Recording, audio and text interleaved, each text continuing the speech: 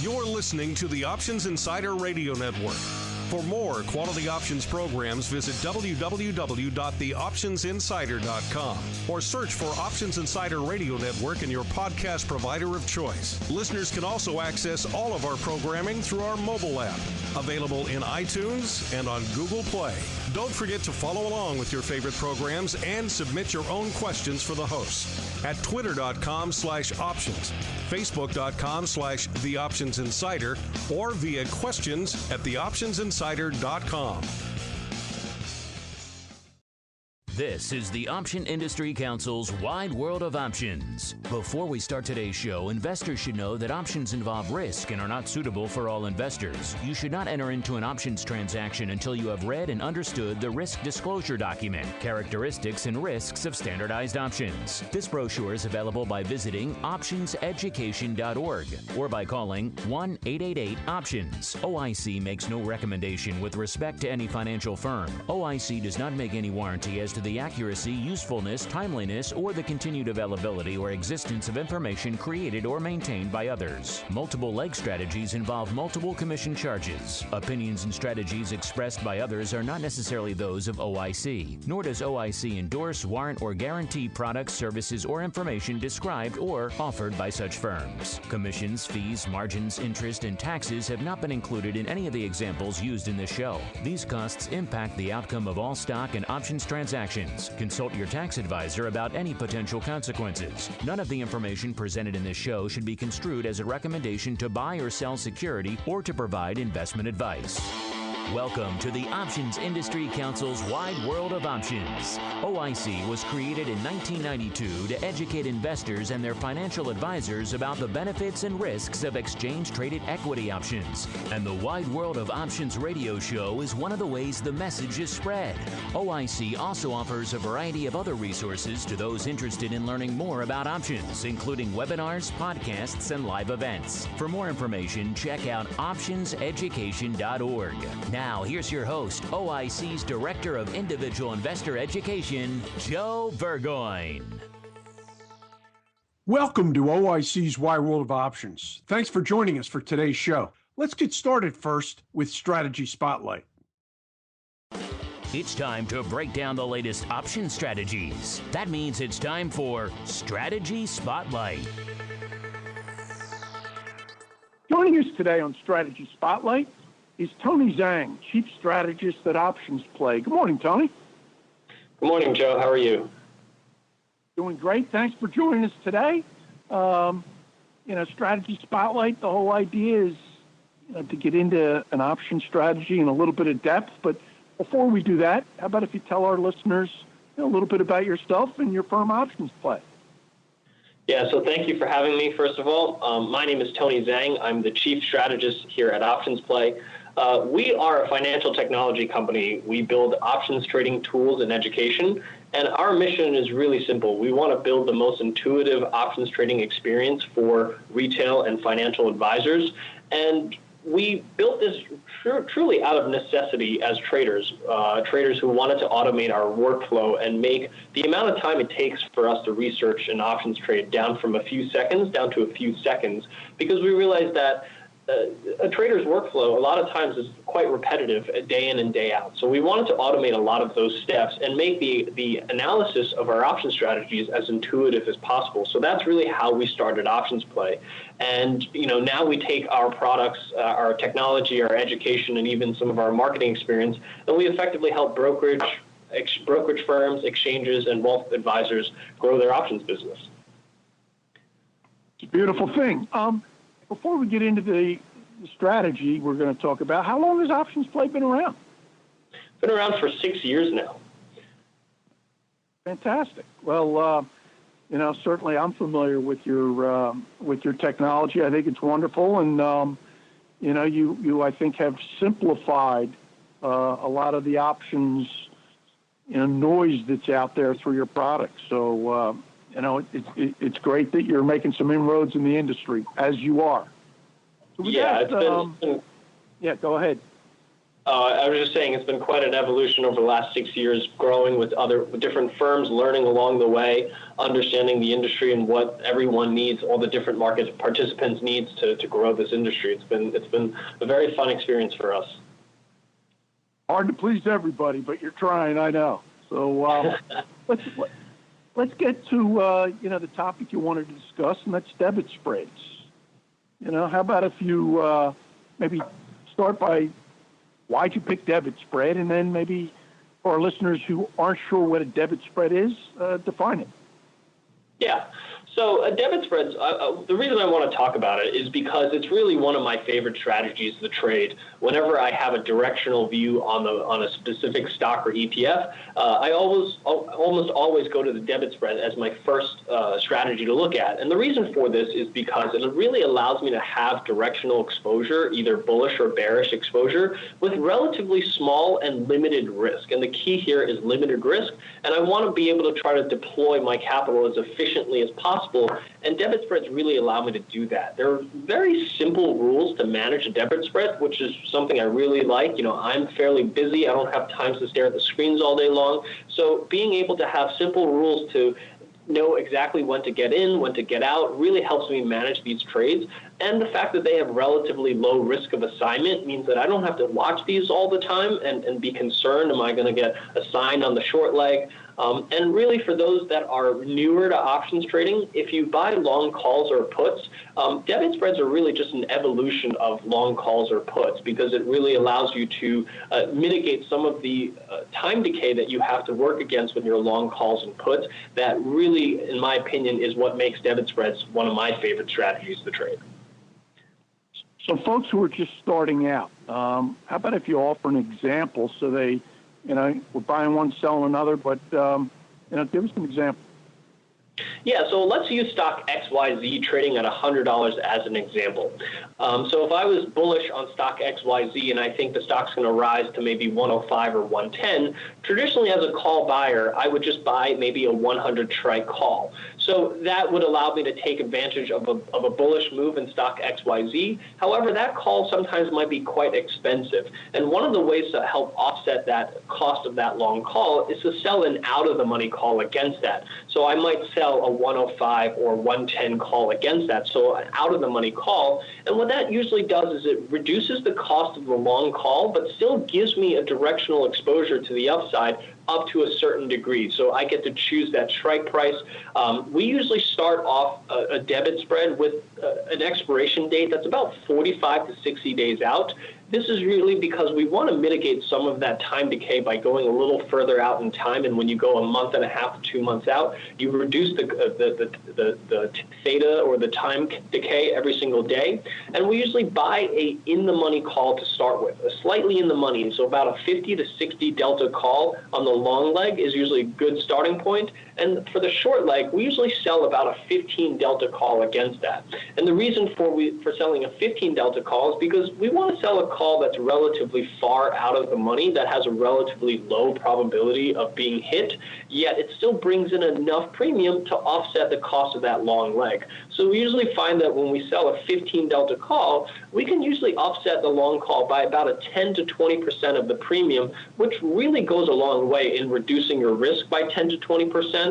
It reduces the time decay because you have a short leg against the long leg, and you reduce the break-even cost of that trade. So a stock XYZ does not need to go as far in order for the strategy to be profitable. Good explanation. So back to XYZ at $100. We're buying a call that's a little bit in the money. So maybe are we buying the 95 call and, like you said, selling the 105 or 110? Is that kind of what we're doing? Exactly. So we usually like to go the long leg is usually about a 50, 60 delta. So that might actually be about maybe a $98, $97 call, and then selling maybe a 110 call against that is usually the type of strikes that we see. And like I said, with that type of structure, you're able to reduce the cost of that long leg by about a 10 to 20% savings. So in that approach, and you mentioned, the deltas being in the neighborhood of 50, 60, 10 to 15, that really is, so you're looking to put on these vertical spreads for somewhere in the neighborhood of a 40 net delta generally? Yes, that's correct. Okay, and given that, now it's going to depend on, the difference between the strikes, whether it's a $5 differential, 10, 15, or so on. Let's say it's a $10 differential. Can you generalize what that cost of the 40 delta spread is going to cost? We usually find so it really depends on the implied volatility option. But that could be anywhere from, I would say, about 2% of the underlying to about 10 to 15% of the underlying on a very high volatile stock. But so you're getting that directional exposure at a small fraction of the cost to buy 100 shares while still getting the same exposure as 100 shares. And that's really the benefit of trading debit spreads versus outright buying the stock or even outright buying the call option, is being able to get that directional exposure for a very, very small fraction of the underlying cost, which also means that that's your total risk. So meaning, and that's really why we trade options, right? It's the fact that we can get that directional exposure, but in the event that we're wrong, and as traders, we have to admit that there's plenty of times that we're just simply wrong in our analysis, that we have limited risk. So when I'm risking 2 to 5% of the underlying stock, and when the trade goes against me, I cannot lose more than 2 to 5%. And that is the beauty of trading debit spreads, in my opinion. Amen. It is always about risk first. So you did mention a couple things in there, and you talked about implied volatility. If you would, just elaborate, how important, whether it is or is not, in the context of the debit spread.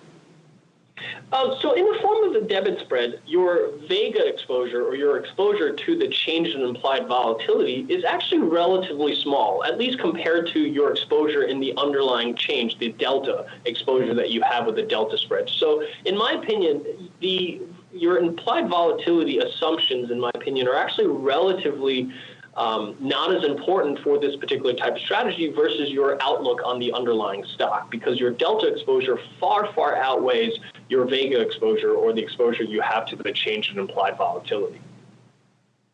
Not that it matters, but I totally agree. You mentioned, Tone, that you put these spreads on with 45 to maybe 60 days out. Why that time frame first?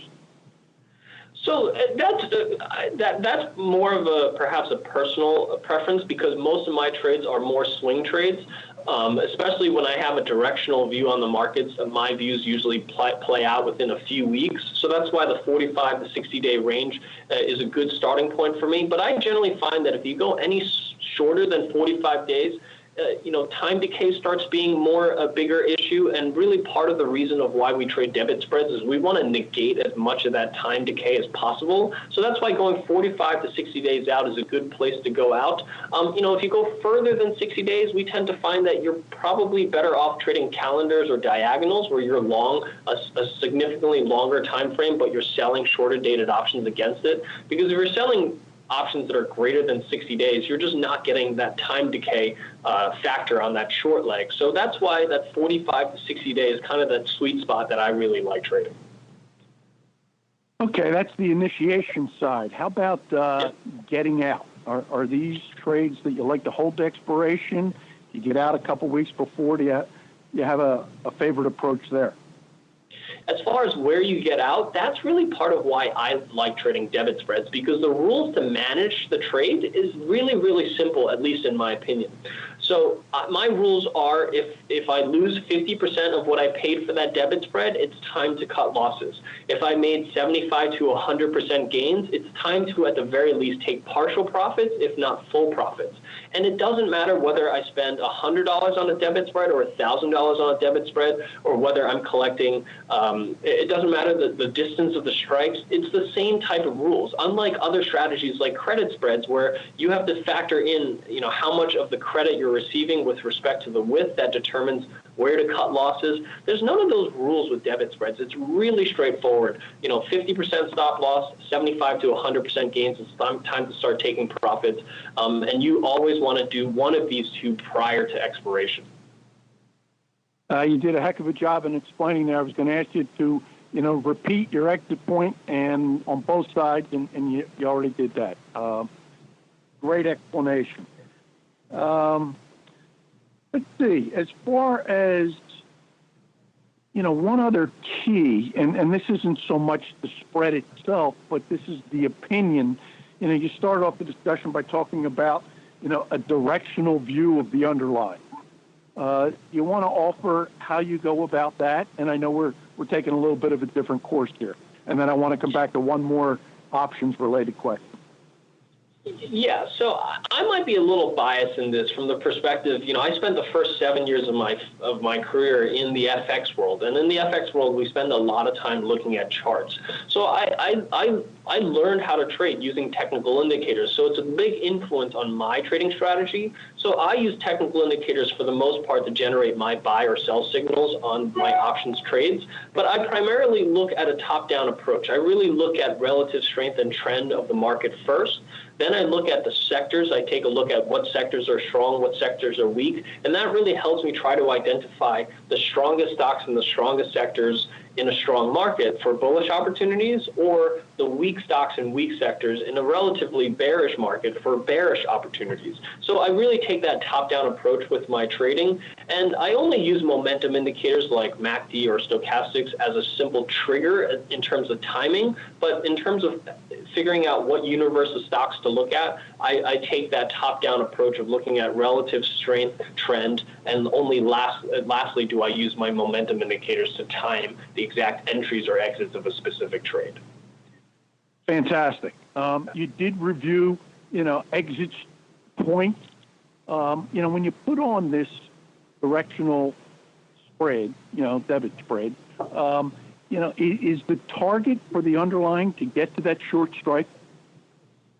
Generally speaking, yes. That is a good target price to have, but that doesn't always work out exactly the way it works. But again, that's why I like the simple rules of cutting your losses when you've lost 50% of the spread, or taking profit at 75 to 100% gains, because you might find yourself reaching those stop loss and take profit targets well short of that target price. But if you're able to make those types of gains, it's time to take profit. And that's, again, why I really like the strategy, because you don't have to have specific target prices in mind. You can just monitor the gains and losses of the spread in order to determine when to exit the trade. Well, Tony, I think it's the first time we've had you here on Wide World of Options. I know from hearing you out on the road that you always do a great job, in explaining strategies and concepts very clearly. Again, you've done the same thing again today.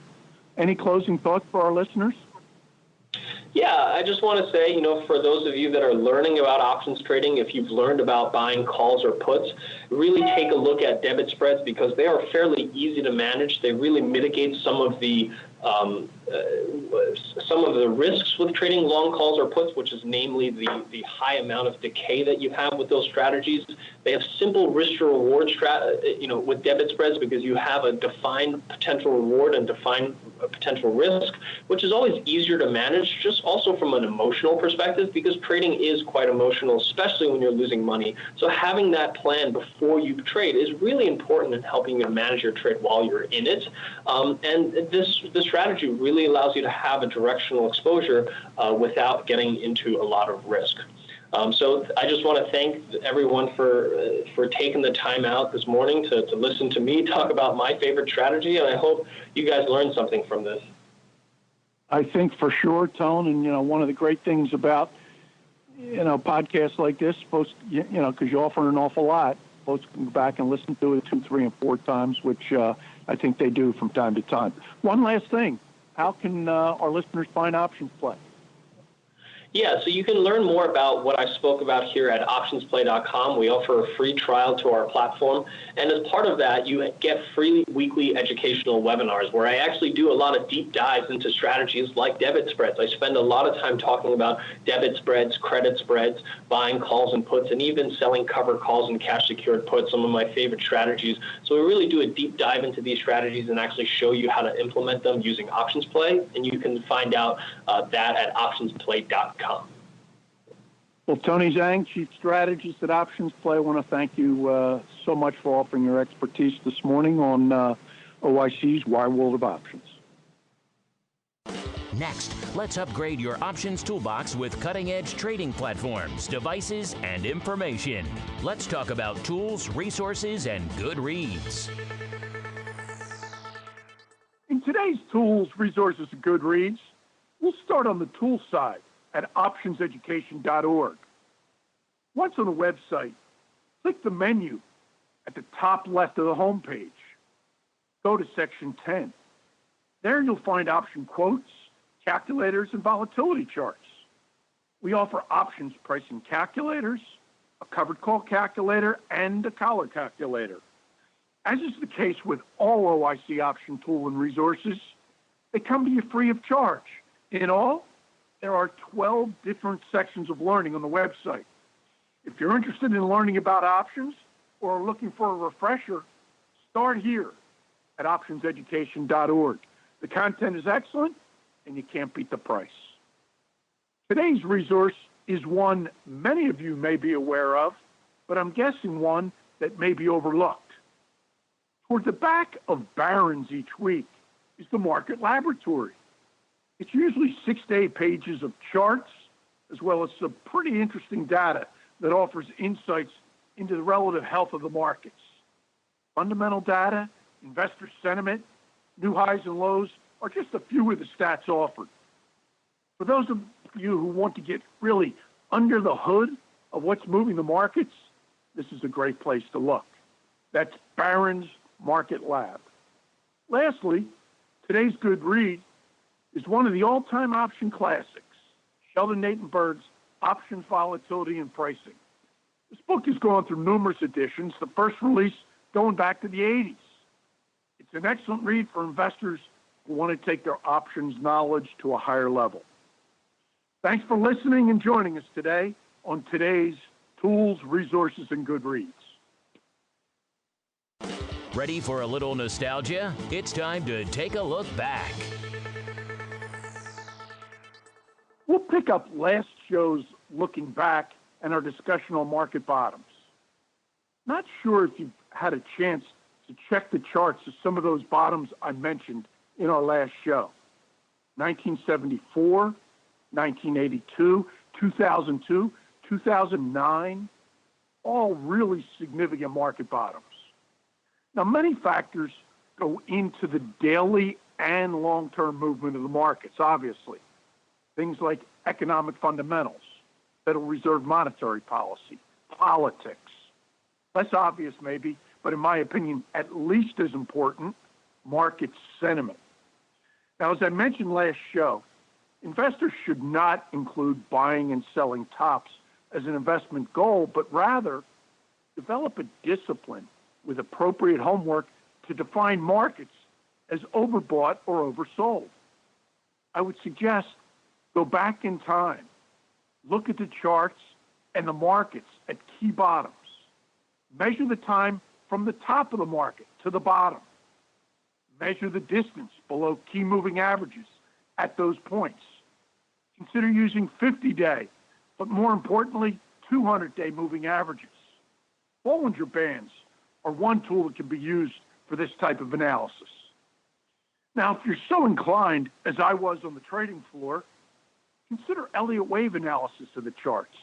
For those familiar with this approach, you'll be trying to decide if the markets are in a fifth wave as we approach lower markets. ABC formations occur as well, but typically not for major lows. Bottom line here is market analysis is part science and art. If you enjoy studying and trying to figure out the markets, I encourage you to try some of the methods I've mentioned. Put together your own set of tools and rules to give you confidence in your opinion on the markets. Time spent doing this can be a heck of a lot of fun. It can also improve your returns in the long run. The markets are incredibly dynamic and fast-moving, as we know. Having a sense for where they are, combined with anticipating where they may go next, can offer lots of opportunity. Good luck, and thanks for listening to today's and last show's discussion on market bottoms. That's today's Looking Back. We love connecting with our listeners. With that in mind, let's take a moment to answer a few questions on OIC's Wide World of Options Q&A segment. In today's industry happenings, John L. asks, is it better to get long deltas by buying calls or selling puts? Thanks for the question, John. Both approaches do get you long deltas, but as you may know, the risks and payoffs are very different. Let's start with the short puts. Limited gain with very significant risk. As is the case when selling any option, the most you can make is the price you take in on the sale. The risk in the short put is the stop dropping significantly. Let's say you sell a $50 put for $5.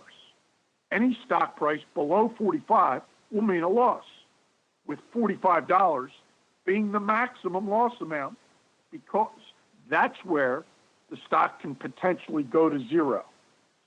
So max gain, $5, with a maximum loss of $45 on the short $50 put at $5. It's unlikely the stock will go to zero, yes, but always be aware of your maximum loss. So that's the risk reward on the short put long delta trade. The long call delta trade has a significantly different risk profile, and that's key. As is the case with any option purchased, your max loss is defined at the outset. It's the price you paid for the option. The max gain, on the other hand, is unlimited because theoretically, the stock can go to infinity. So to answer your question, John, I can't say that one approach is necessarily better than the other, but please be aware of the different risk profiles when you take on a long delta position. Good question. Now, today's other question comes from Diddy F. He asks, sell in May and go away. What option strategy benefits from the profound market malaise that occurs over the summer? Well, first, Giddy, having traded on the market, on the market floor as an option specialist for over 20 years, I may question part of your question that suggests the profound market malaise that occurs over the summer. But that aside, no matter what time of year, you're really asking about what option strategies work in a sideways market. I'll give you a few. Time or horizontal spreads, butterflies and condors, as well as iron butterflies and iron condors. Diagonal spreads can work too, but they often involve some delta, where the other spreads mentioned have less delta unless markets move in a big way up or down. All of these strategy choices have limited risks. They're spreads. There are other strategies as well. Short straddles, short strangles. These strategies are net short option positions that can profit handsomely in a sideways market, but these strategies have unlimited risk and require substantial capital to initiate. Hope that gives you a few things to think about, Giddy. Thanks for the question. That's it for today's industry happenings. You've been listening to the Options Industry Council's Wide World of Options. If you have questions about anything you've heard on today's show, email Joe Burgoyne at options@theocc.com or visit optionseducation.org and chat with Investor Services. Interested in connecting with OIC on social media? Like the OIC page on Facebook.